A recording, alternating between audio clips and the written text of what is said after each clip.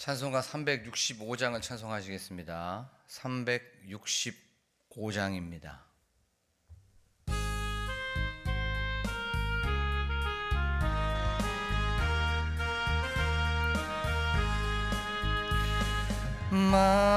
마음속에 근심 있는 사람 주 예수 앞에 다 아뢰어라. 슬픈 마음 있을 때라도 주 예수께 아뢰라. 주 예수 앞에 다 아뢰어라. 주 우리의 친구니 무엇이나 근심하지 말고 주 예수께 아뢰라. 눈물 나며 깊은 한숨 쉴 때 주 예수 앞에 다 아뢰어라. 은밀한 죄 내게 있더라도 주 예수께 아뢰라. 주 예수 앞에 다 아뢰어라. 주 우리의 친구니 무엇이나 근심하지 말고 주 예수께 아뢰라. 괴로움과 두려움 있을 때 주 예수 앞에 다 아뢰어라. 내일 일을 염려하지 말고 주 예수께 아뢰라. 주 예수 앞에 다 아뢰어라. 주 우리의 친구니 무엇이나 근심하지 말고 주 예수께 아뢰라. 죽음 앞에 겁을 내는 자여 주 예수 앞에 다 아뢰어라. 하늘나라 바라보는 자여 주 예수께 아뢰라. 주 예수 앞에 다 아뢰어라. 주 우리의 친구니 무엇이나 근심하지 말고 주 예수께 아뢰라. 이 시간 기도할 때에 이 찬양의 고백처럼 우리 마음속에 있는 모든 것들을 주님께 아뢰고 또한 간절히 구하는 시간이 되게 하여 주시옵소서라고 기도하기를 원합니다. 그리하여서 하늘로부터 내려오는 주님의 은혜와 또한 주님의 세미한 음성을 듣고 주님의 그 기뻐하시고 또한 선하시고 온전하신 뜻이 무엇인지를 분별하여서 하나님의 뜻대로 살아가는 오늘 하루가 되게 하여 주시옵소서라고 한 목소리로 기도하겠습니다. 참 좋으신 하나님, 오늘도 주님께 우리의 마음을 아뢰기 위하여서 기도 제목을 아뢰기 위하여서 이 자리에 나왔습니다. 하나님, 이 시간 하나님께 모든 것들을 구합니다. 하나님 말씀하여 주시고 또한 저희들의 삶 속에 하나님의 그 선하시고 기뻐하시고 온전하신 뜻을 경험하는 저희들이 되게 하여 주시옵소서. 하나님 또한 저희들 하나님의 뜻대로 살아가게 하여 주시옵시고 하나님을 경험하는 저희들이 될 수 있도록 아버지 하나님 도와주시옵소서. 우리의 마음을 하나님께 올려드립니다. 하나님, 이 모든 것들을 하나님께 구합니다. 도와주시고 응답하여 주시옵소서. 참 좋으신 하나님, 오늘도 하루를 이렇게 예배로 출발하고 기도와 찬양으로 열게 하여 주심에 하나님 감사를 드립니다. 예배당에 오기까지 그 발걸음 하나님께서 이미 받으신 줄로 믿습니다. 우리의 마음, 우리의 가정, 우리의 생각, 우리의 중심 이미 하나님께 상달된 줄로 믿습니다. 예배 드릴 때에 하나님의 마음을 저희가 경험하게 하여 주시옵소서. 이미 하나님께서 우리의 삶 속에 응답하여 주셨기에 믿음으로 반응하고 담대하게 나아가는 저희들이 될 수 있도록 도와주시옵소서.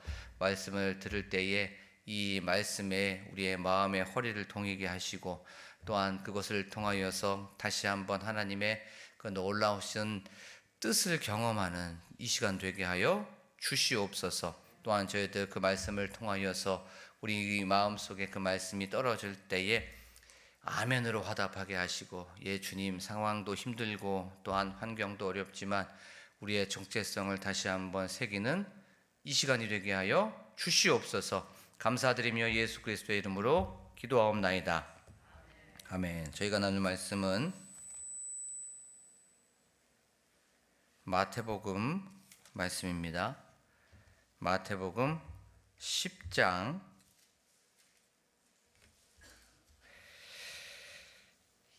28절부터 39절까지의 말씀입니다. 28절부터 39절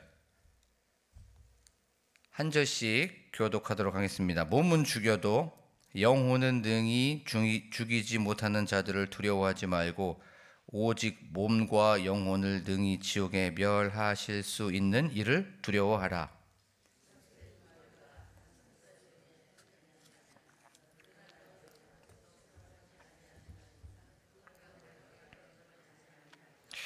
너희에게는 머리털까지 다 세신 바 되었나니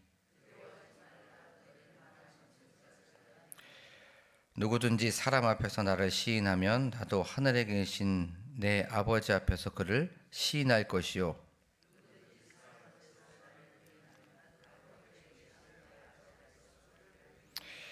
내가 세상에 화평을 주러 온 줄로 생각하지 말라. 화평이 아니요 검을 주러 왔노라.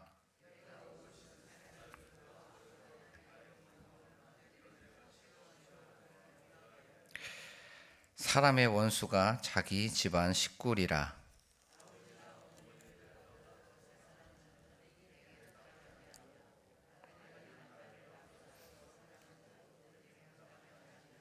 또 자기 십자가를 지고 나를 따르지 않는 자도 내게 합당하지 아니하니라.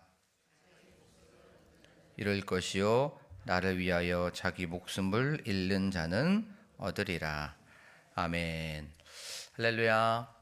오늘도 이 새벽에 오셔서 하나님께 하루를 예배로 출발하고 또 하루를 말씀과 찬양과 기도로 이렇게 시작하는 여러분들에게 주님의 은혜와 또 평강이 이미 상달된 줄로 믿습니다.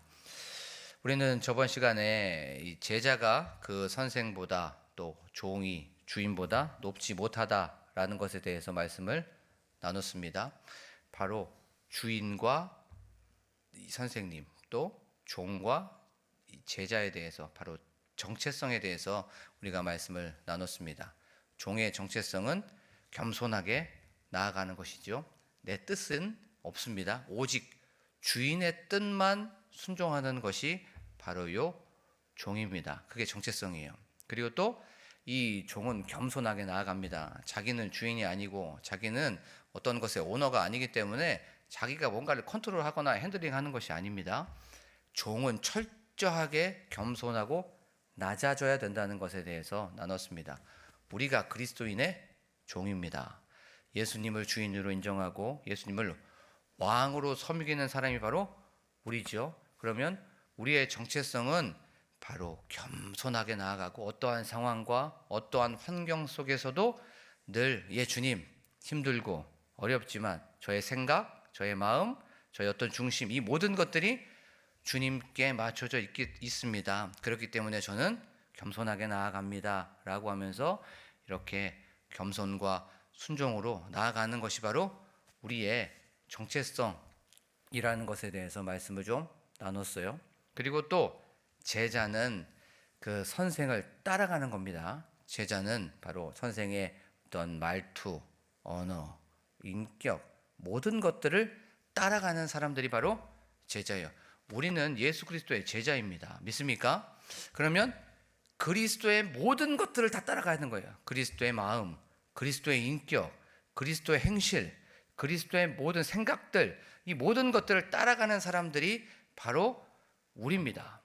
특별히 우리가 하는 언어를 한번 생각해 봤으면 좋겠어요. 우리가 예수님을 따라간다고 하면 예수님은 어떤 언어를 사용하셨을까? 죽이는 언어, 또 남을 비판하고 좀 남을 좀 안 좋게 하는 그 언어를 사용하였을까?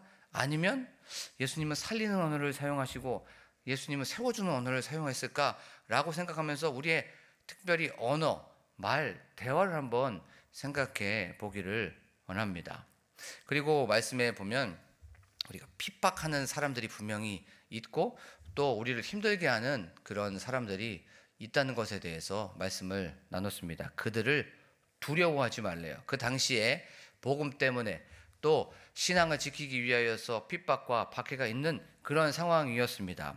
그래서 몸은 죽여도 영혼은 죽이지 못하는 그 사람을 두려워하지 말고 몸과 영혼을 다 지옥에 멸할 수 있는 그를 두려워하라 라고 그렇게 예수님께서는 제자들에게 말씀하여 주셨습니다. 우리가 사람을 두려워하면 어떻게 됩니까? 사람을 두려워하고 사람 눈치를 보게 되면 사람이 추해지게 되죠. 하나님을 두려워하지 않는 사람들은 눈치를 보고 사람을 계속 두려워하기 때문에 이익을 따라갑니다. 물질을 따라갈 수밖에 없어요. 하지만 하나님을 두려워하면 뭐가 생깁니까? 담대함이 생깁니다. 그렇죠? 하나님을 두려워하면 자유함을 누리게 되어 있어요. 사람의 눈치를 보지 않습니다. 그래서 저것 봐라 라고 하는 그런 평가를 받을 수밖에 없는 사람들이 바로 예수님을 따라가는 그런 사람이에요. 그리고 심판 때 요 악한 것들은 다 드러나게 되어 있습니다. 머리털까지도 다 세신 바 되신 주님께서 하나부터 열까지 다 알고 계신다는 거예요. 그리고 참새 한 마리도 하나님이 허락하지 않으시면 팔리지 않는데요. 이게 무슨 말입니까? 바로 하나님이 이 세상의 주관자가 되어 주신다는 겁니다. 생사의 주관자, 생과 죽음의 주관자가 하나님이십니다. 행사의 주관자, 이 모든 것들의 일이 주관자가 누구십니까? 하나님이라는 거예요. 역사의 주관자, 시간의 모든 것들을 컨트롤할 수 있는 그분이 바로 하나님이라는 거예요. 이 하나님이 우리와 함께 하신답니다. 그러니까 너희들 두려워하지 말라는 거예요. 그리고 나서 이렇게 말씀합니다. 나를 시인하면 내가 이 심판대 앞에서, 백보자 심판의 앞에서 바로 내가 너를 시인할 거지만 나를 부인하면 내가 너를 모른 척할 거다 라고 그렇게 하면서 어떠한 상황 속에서도 믿음 잃어버리지 말고 어떠한 환경 속에서도 믿음을 꿋꿋이 지켜나가야 된다라고 하면서 우리가 그 믿음을 다시 한번 생각해 봤습니다. 오늘 말씀은 예수님께서 이 세상에 오신 목적에 대해서 말씀해 주고 있어요. 오늘 말씀 34절 말씀을 함께 읽겠습니다. 시작. 내가 세상에 화평을 주러 온 줄로 생각하지 말라. 화평이 아니요 검을 주러 왔노라. 아멘. 이 당시에 그릇된 잘못된 메시아관에 대해서 예수님께서는 내가 화평을 주러 온 것이 아니야, 검을 주러 온 것이야 라고 그렇게 말씀하고 있습니다. 그 당시에 메시아관, 잘못된 메시아관, 그릇된 메시아관이 무엇입니까? 로마의 정치적인 압박에서 해결하는 것이었어요. 거기에서 자유함을 얻는 그 사람, 다윗과 같은 그 사람을 그 당시에는 원했습니다. 그리고 잘못된 물질관과 잘못된 경제관이 있었어요. 로마의 압제에서 해결해 줄 뿐더러 우리를 잘 먹게 하고 잘 살게 하고 경제적으로 부유하게 하는 그 사람이 메시아고 그 사람을 원하고 바라고 기도했습니다. 그 단적인 예가 오병이어 사건입니다. 오병이어 사건을 통하여서 5개의 떡과 2마리의 그 물고기를 많은 사람들을 먹였어요. 그랬더니 예수님을 뭐로 인정하려고 합니까? 예수님을 왕으로 임금으로 막 섬기려고 하였습니다. 그렇게 만들려고 했었어요. 요게 그 당시에 메시아관이었습니다. 요게 그 당시에 바로 그리스도가 오면 이렇게 해야 된다라는 것을 바로 그들은 알고 있었어요. 바로 정치적인 어떤 자유, 또 어떤 경제적인 것에 대해서 해방, 이런 것을 해결하려 주는 그 사람이 바로 메시아라고 그렇게 생각하는 그런 상황 속에서 바로 오늘 말씀을 하신 거예요. 내가 세상에 화평을 주러 온 줄로 생각하지 말라. 화평이 아니요 검을 주러 왔노라 라고 그렇게 말씀하고 있는 것입니다. 그 당시에 이 화평은 외적이고 현세적이었습니다. 그 외적이고 현세적인 그 화평이라는 건 첫 번째 전쟁이 없어야 돼요. 경제적으로 잘 살아야 됩니다. 또 법치주의, 경제, 또 인격, 또 자유, 인권, 이 모든 것들이 해결되어야 되는 것이 바로 이 화평이었습니다. 그런데 예수님이 말하는 화평은 외적이 아니에요. 내적입니다. 영적인 화평을 얘기해주고 있는 거예요. 그 영적인 화평, 내적인 화평이 무엇입니까? 요 정치적으로, 경제적으로 법치가 있어야만 하는, 돌아가야만 하는 요 상황, 이 뿌리에 이 쓴 뿌리를 다 해결하기 위하여서 온 겁니다. 이게 예수님이 원하시는 화평이고 예수님이 원하시는 평화가 바로 이 평화라는 거예요. 그러면 이 그 죄의 쓴뿌리, 그 다음에 이 모든 것의 원인이 무엇입니까? 바로 요 죄의 문제를 해결하기 위하여서 오신 겁니다. 요 죄의 문제를 척결하시기 위하여서 오신 거예요. 그래서 내가 검을 주러 왔노라 라고 얘기하는 거예요. 칼을 주러 왔노라. 바로 이 십자가의 능력, 예수님께서 만드시는 나라는 어떤 타협을 통하여서 무엇인가를 인정하기 위하여서, 인정을 통해서 이루어지는 것이 아니라 어떤 것을 척결하고 어떤 것을 파괴하기 위하여서 바로 요 화평이 이루어진다라는 것을 말씀해주고 있는 것이에요. 그러면 그것이 무엇입니까? 예수님께서 만드시는 그 화평, 예수님께서 만드시는 그 나라는 죄악의 척결을 통하여서 만들어진다는 것이에요. 죄악이 사라져야 바로 화평이 일어나게 된 것입니다. 근데 이 화평은 어디에서 이루어집니까? 십자가를 통해서 이루어진다는 거예요. 이 화평은 예수 그리스도의 보혈로 말미암아 이루어진다는 것을 기억하면서 나아가기를 간절히 소망합니다. 뭐 힘이 있어야 화평이 있는 것이 아닙니다. 어떤 무엇인가 강력한 맨파워로 이루어지는 것이 화평이 아닙니다. 평화가 아니에요. 화평은 철저하게 십자가 안에서 내가 죽을 때, 내가 포기되어질 때, 나의 희생으로 말미암아, 예수 그리스도의 보혈로 말미암아 이 모든 것들이 평화가 이루어지고 예수 그리스도의 바로 화목함이 이루어지게 된다는 것을 기억하면서 나아가기를 간절히 소망합니다. 화평은 그래서 십자가에서 이루어지는 거예요. 평화는 바로 요 예수 그리스도의 보혈로 이루어진다는 것을 기억하면서 나아가기를 간절히 소망합니다. 그리고 나서 이제 그 복음이 들어오고 이 마음속에 믿음이 생긴 사람들이 어떤 현상이 일어나게 되는지 35절, 내가 온 것은 사람이 그 아버지와 딸이 어머니와 며느리가 시어머니와 불에 불화하게 하려 함이니 36절 다 함께 읽겠습니다. 시작. 사람의 원수가 자기 집안 식구니라. 37절 시작. 아버지나 아들이나 딸을 나보다 더 사랑하는 자도 내게 합당하지 아니하며. 아멘. 사람의 원수가 자기 집안 식구니라 라고 성경은 말씀하고 있습니다. 복음을 영접하고 복음이 들어오니까 모든 사람들한테 핍박을 받고 모든 사람들한테 박해를 받는다는 것에 대해서 말씀해주고 있는 것이에요. 예수님을 따르는 건 당연히 갈등이 일어날 수밖에 없는 것이고 예수님을 따르는 건 반드시 반대의 어떤 핍박과 박해를 받을 수밖에 없어요. 말씀을 이렇게 묵상하고 또 준비하다가 왜 예수를 믿으면 박해와 핍박이 있을 수밖에 없고 왜 예수를 믿으면 사람들한테 그렇게 손가락질을 받고 왜 예수를 믿으면 그 당시나 지금이나 사람들의 인정을 못 받을까 다시 한번 고민해 봤습니다. 그걸 세 가지로 한번 분류를 해봤어요. 첫 번째, 예수를 믿으면 빛이기 때문에 그렇습니다. 예수가 빛이기 때문에 어둠은 빛을 싫어할 수밖에 없어요. 당연히 예수님을 믿으면 예수가 내 안에 오면 빛이 생기니까 어둠은 빛을 박해할 수밖에 없고 반대할 수밖에 없고 박해할 수 없고 핍박할 수밖에 없기 때문에 예수님을 믿으면 이렇게 핍박이 올 수밖에 없습니다. 예수님은 빛이기 때문에 그런 거예요. 복음은 빛이기 때문에 박해를 받을 수밖에 없어요. 두 번째, 예수는 진리이기 때문에 그런 거예요. 진리이기 때문에 박해를 받을 수밖에 없습니다. 거짓은 반드시 진리를 이렇게 핍박할 수밖에 없어요. 거짓은 진리를 계속 공격할 수밖에 없습니다. 세 번째, 왜 예수는 복음은 그렇게 핍박과 박해를 받을 수밖에 없냐? 복음은 거룩하기 때문에 그렇습니다.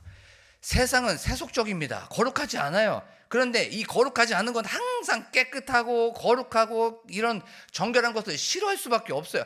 그래서 이렇게 핍박과 박해를 받을 수밖에 없습니다. 한번 질문해 봤으면 좋겠어요. 내가 빛이고 나는 진리를 소유하고 있고 나는 거룩한 존재인데 요즘 내가 핍박을 받고 있지 않다?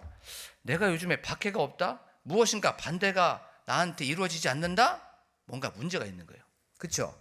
빛이 있으면 반드시 반대의 세력은 나를 핍박할 수밖에 없습니다. 진리를 갖고 있기 때문에 나는 반드시 박해를 받을 수밖에 없어요.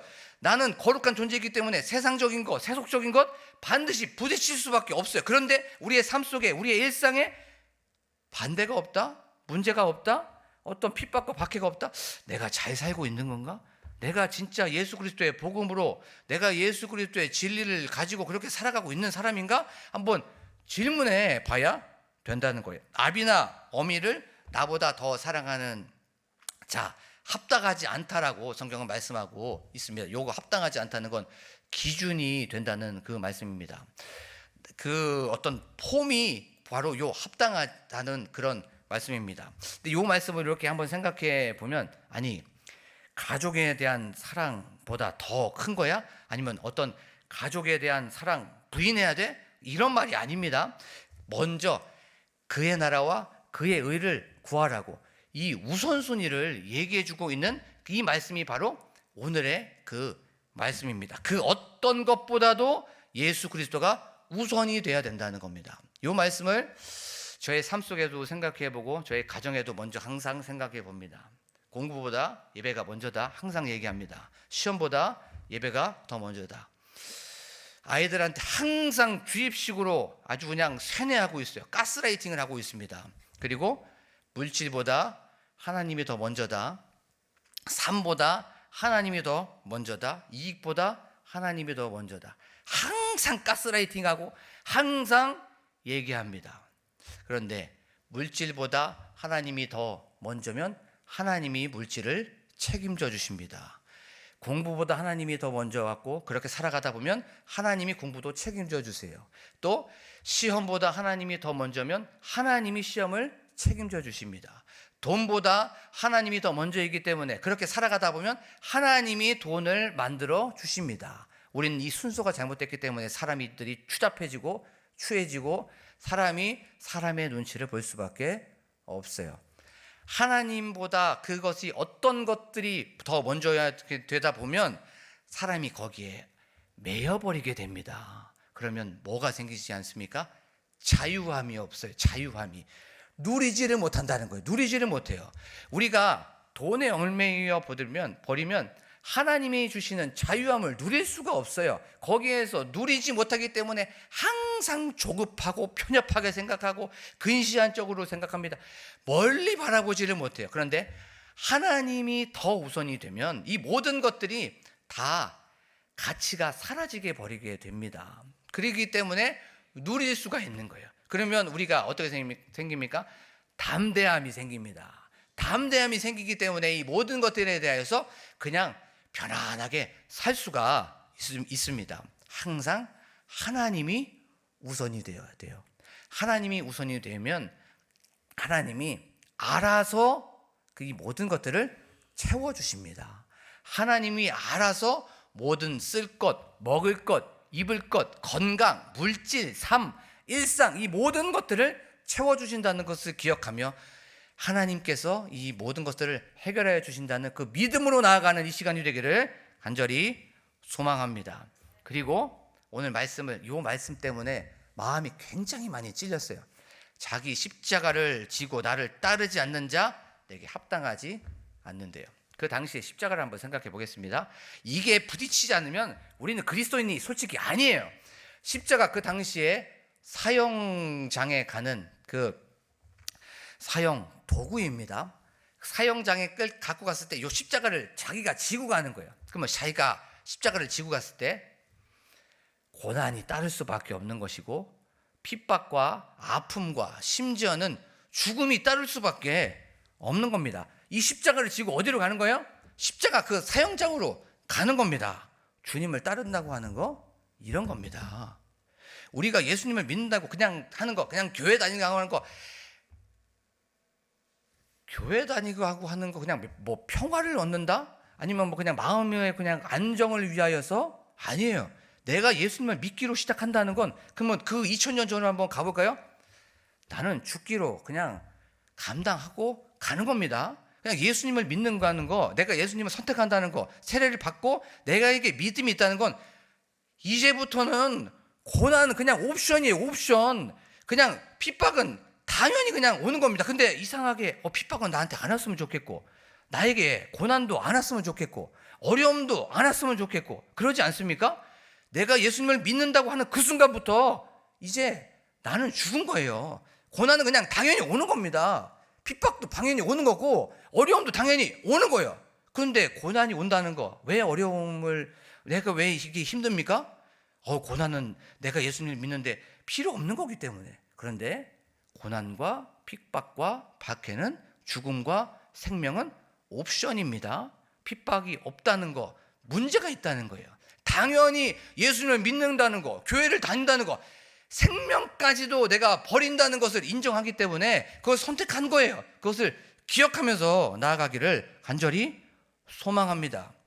예수님을 믿는다는 거 쉬운 거 아닙니다. 그냥 예수님을 따른다는 거 그냥 교회만 다니는 게 아니에요. 나는 죽었다는 거예요. 나는 고난을 선택했다는 겁니다. 나는 핍박을 선택하고 어려움을 선택한 겁니다. 어려움이 있으십니까? 당연한 거예요. 문제가 있습니까? 당연한 거예요. 사람과의 관계, 물질의 문제, 어떤 뭐 이런 것들 당연히 있어야 되는 겁니다. 왜? 빛이 있기 때문에. 왜? 진리가 있기 때문에. 왜? 거룩한 존재이기 때문에 당연히 있는 겁니다. 이걸 외면하지 마십시오. 이건 반드시 있어야 되는 기본 옵션이에요. 무엇까지? 생명까지 나는 버린다라고 하는 것을 내가 인정하기 때문에 예수를 따는 겁니다. 예수를 믿는다는 거 바로 여기까지 가는 것이에요. 그리고 나서 오늘 말씀 마지막에 보면 또 자기 십자가를 지고 나를 따르지 않는 자도 내게 합당하지 아니하니라. 자기 목숨을 얻는 자는 잃을 것이요 나를 위하여 자기 목숨을 잃는 자는 얻으리라. 아멘. 그 당시에 예수 때문에 핍박과 박해와 고난이 있으니까 다시 돌아갔던 거예요. 다시 유대교로 돌아가고 다시 세상으로 돌아간 겁니다. 그리고 나서 예수님이 그 사람들을 보고 얘기하는 겁니다. 자기 목숨을 얻는 자는 잃을 것이요 나 때문에 자기 목숨을 잃는 자는 얻을 것이니라. 지금 우리에게도 똑같이 동일하게 말씀해주고 있는 겁니다. 그리고 앞으로 복음 때문에 분명히 핍박과 박해가 올 거예요. 그런 상황 속에서 돌아갈래? 너 예수님을 믿는다고 하는 거, 너 예수를 선택한다는 거, 교회 다닌다고 하는 거, 그거 고난을 감수한다고 네가 선택한 거야. 또 네가 예수님을 믿는다는 거, 고난, 생명까지도 버린다고 하면서 너가 선택한 거야. 그런데 너가 나를 버리면 나도 너를 버릴 거지만, 너가 나를 인정하고 너가 나를 시인하면 내가 너를 시인할 것이다 라고 이렇게 말씀해주고 있는 것이에요. 그런데 기독교는 철저하게 내 힘으로 하는 것이 아닙니다. 내 힘으로 하기 때문에 이 박해와 고난과 생명을 잃을 것이 두려운 겁니다. 성령의 충만함을 가지고 하면 넉넉히 할 수 있어요. 내 힘으로 하려고 하기 때문에 이게 부담스러운 겁니다. 내 능력으로, 나의 어떠함으로 하려고 하기 때문에 못하겠어 라고 하면서 세상으로 돌아가고 예전으로 돌아가려고 하는 거예요. 철저하게 주님 성령 충만하게 하여 주시옵소서. 성령 충만하면 이길 수 있어요.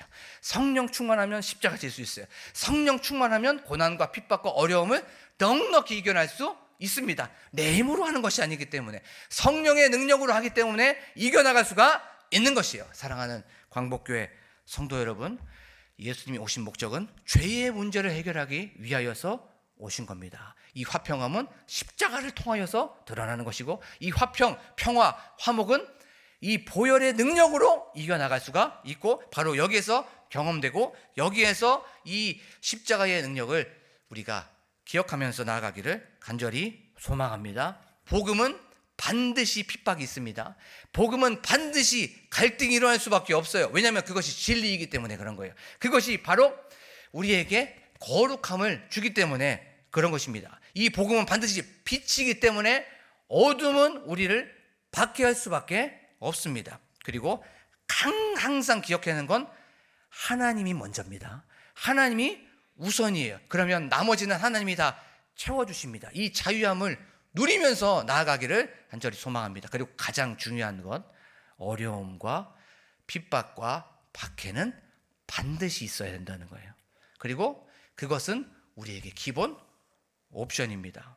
내가 살아있기 때문에 이 모든 것들을 부인해버리고 싶지만, 어렵지만 성령 충만하였을 때 바로 성령의 능력으로 이 모든 것들을 넉넉히 이겨나간다는 것을 기억하며 믿음의 선한 싸움에서 승리하는 오늘 하루가 되기를 간절히 축복합니다. 이 시간 말씀을 기억하며 나아가기를 간절히 소망합니다. 주님, 다시 한번 이 십자가의 능력, 우리는 빛이고 우리는 진리고 우리는 세상의 모든 것들을 다 뒤로한 거룩한 존재라는 것을 알게 하여 주심에 감사를 드립니다. 하나님, 저희들 삶 속에서 항상 이 말씀을 기준 삼아 나아가게 하여 주시옵소서라고 우리가 나아가기를 간절히 소망합니다. 하나님, 복음은 반드시 우리의 삶 속에서 갈등을 잃어버릴 수밖에 없고 갈등을 일으킬 수밖에 없다는 것을 기억하면서 나아가기를 간절히 소망합니다. 하나님, 내가 오늘도 십자가를 지고 나아가는 저희들이 되게 하여 주시옵소서. 하나님, 이 십자가의 능력을 바라보며 성령 충만하여서 하나님께서 주시는 그 놀라우신 은혜를 경험하는 이 시간이 되게 하여 주시고 오늘 하루가 되게 하여